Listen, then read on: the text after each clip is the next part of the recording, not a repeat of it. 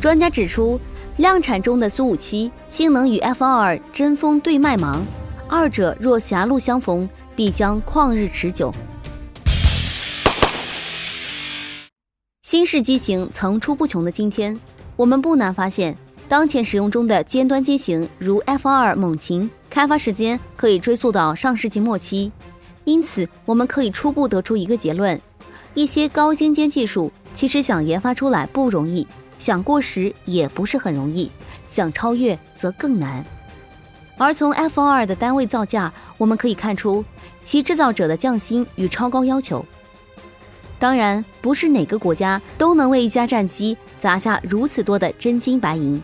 比如俄罗斯的现役顶级战机，其技术必然是同一层级中极为优秀的，但是造价仅为 F22的1/3。尽管这已经是俄罗斯巨资之下的成果，即使如此，它仍凭借着过硬的技术站在了 F22的对立面。国家利益网9月13日的文章认为，如果二者狭路相逢，这将是一场旷日持久的战斗。诚然， F22是世界一流的飞机，侧重于机动性和隐身性，而且几乎可以说，美军将当时乃至今日的所有最新技术能加的 buff 都给它加上了，看起来甚至有点花哨。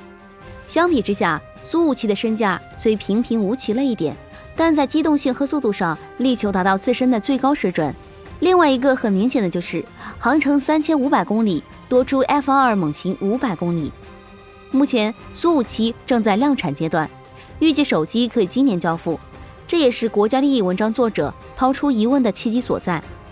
专家认为，苏57在苏27的基础上进行了现代化改造，使之具备性能更优的低可探测性以及更高的机动性。专业航空作者皮奥特·布托夫斯基指出，苏57的高度、静不稳定性能使之超音速状态下的机动性超越了以前的任何战斗机。此外，俄罗斯战机相较于美国最大的优势在于红外搜索与跟踪系统，这是美国现役隐身战机中所不具备的。是的，没看错，美国也有没有的技术， F22没有， F35也没有。 F35的探测并非传统意义上的红外搜索与跟踪，而是一种导弹预警系统。这似乎也就解释了爱国者核心技术层面不敌 S400 凯旋的原因。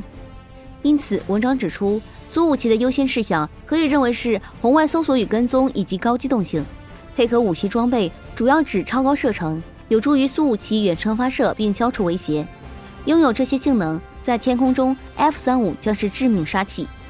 相对于此， F22将隐身性作为其基本特征，早期超级计算机的算法模拟使之能够最大可能的逃逸于雷达追捕。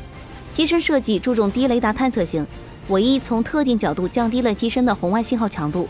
可以说正中苏57下怀。或者说，苏57存在的意义很大程度上就是为了追踪到 F22这种专注隐身的战机的。两相比较，二者一个加强追踪，一个专注隐身，同时都注重机动性，而苏57的机动性还有待验证，不排除性能保密。